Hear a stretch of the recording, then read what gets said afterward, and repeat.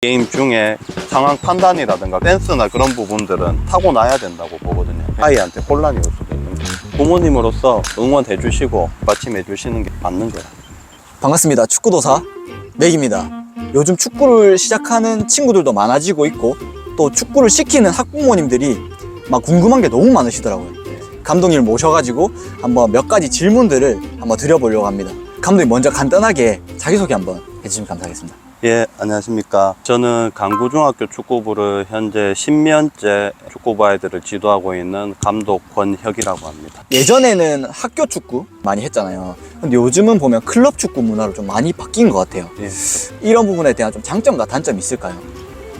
뭐 이거는 일단 제가 먼저 말씀드리는 거는 연령별이랑 지역에 따라서 조금씩 차이는 있을 수 있습니다. 네. 근데 저는 중학교를 맡고 있으니까 중학교 저희 지역 기준으로 말씀을 드리겠습니다. 네, 알겠습니다. 일단은 뭐 학교 축구는 말 그대로 학교에서 운동을 하는 선수들이고, 네. 클럽은 소위 요즘 말하는 FC라는 개념의 이제 팀인데, FC로 전환이 되면은 금전적인 부분이 사실은 제일 크다고 생각합니다. 아, 예, 하나부터 열까지 다 학부모의 부담으로 지금 운영이 되고 있는 사실 실정이고, 네. 학교는 교기라든가 이렇게 지정이 되면 그래도 이렇게 특기자로 해서 조금 금전적으로 지원이 되는 부분들이 있습니다. 네. 예, 제 생각은 그렇습니다. 다음 질문으로는 학부모님들이 우리 아이를 봤을 때 누구나 다 내 아이는 네. 손흥민이 될 수 있을 것 같고 김민재가 될 수 있을 것 같고 이렇단 말이에요. 네. 이제 감독님이 봤을 때 아 그래도 이 정도의 재능이 있으면 한번 축구를 시켜봐도 괜찮을 것 같다 하는 그 정도의 좀 척도가 있을까요?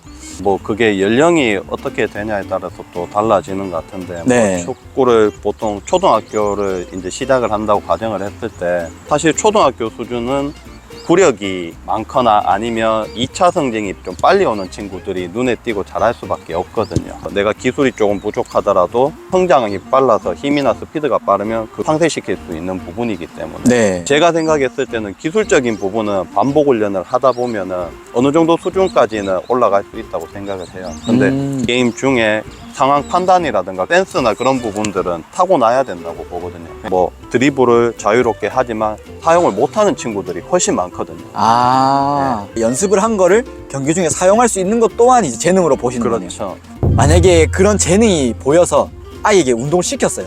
시켰는데 크다 보면서 뭔가 성장이 없고 네. 그만두고 네. 이렇게 되는 경우가 많은데 좀 그런 거에 대해서는 어떻게 생각하십니까? 그러니까 서두에 말씀드렸다시피 신체적인 성장이나 그런 부분들이 멈추고 나머지 작았던 친구들이 이제 성장을 하면서 그 특출난 부분들이 마이너스 되는 부분도 있고, 아무래도 요즘 말하는 멘탈적인 부분, 왜냐하면 아무리 좋은 기술을 가지고 하더라도 네. 자 본인이 올라가면서 성실하지 못하고 열심히 노력하지 않으면서 자기 재능을 못 피우고 주저앉는 경우도 많이 보고 있고, 아, 뭐 시대가 시대다 보니까 네. 그 어린 선수들의 이제 멘탈적인 부분이 아마 제일 큰 영향을 주지 않나 싶습니다. 그럼 혹시 감독님이 학생들에게 가르칠 때 멘탈적인 부분이라든지 이런 거를 또 케어해주는 그런 방법이 또 있나요? 이제는 저희가 억지로 강제로 시킬 수가 없는 시대이기 때문에 그쵸. 본인 스스로 이거를 노력하고 하지 않으면은 높은 레벨에 도달할 수가 없는 상황인 것 같습니다. 예전에는 억지로라도 끌고 가서 보강이 됐지만 지금은 본인이 할 마음이 없다면은 저희가 억지로 시킬 수가 없는 거기 때문에. 멘탈적인 그런 부분도 어떻게 보면 또 재능이겠네요.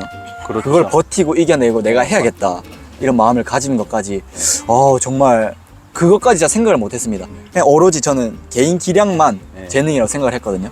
자기 능력과 성실함이 플러스 돼야지 성공하지만 네. 능력만 가지고 그거를 노력하지 않은 친구들은 절대 성공한 거를 보지 못했거든요. 아, 맞습니다. 네. 자, 그러면 이제 감독님이 아주 많은 학생들을 또 가르쳐 왔잖아요. 이런 특징이 있는 친구들이 성공하는 경향이 많더라. 앞에 거랑 좀 겹치는 부분이 많을 것 같긴 한데 그래도 한 가지를 꼽자면 어떤 게 좀 있을까요?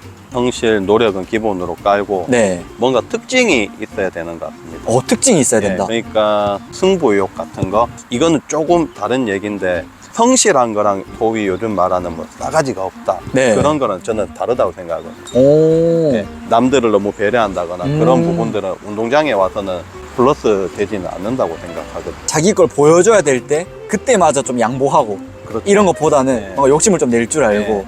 그런 친구들이 오히려 더 크게 간다.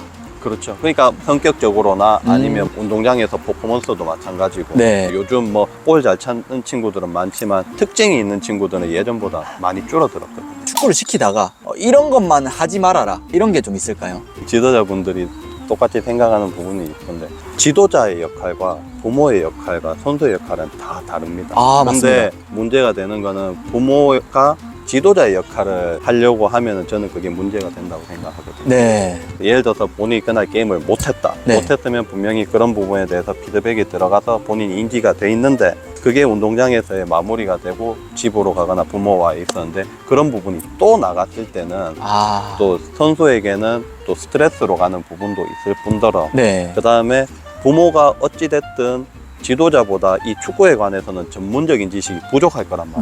맞아요. 그럼 잘못된 정보를 요구를 하거나 얘기를 할 수도 있기 때문에 그렇게 되면 사실은 지도자가 원하는 방향은 이쪽인데 아이한테 혼란이 올 수도 있는 거죠.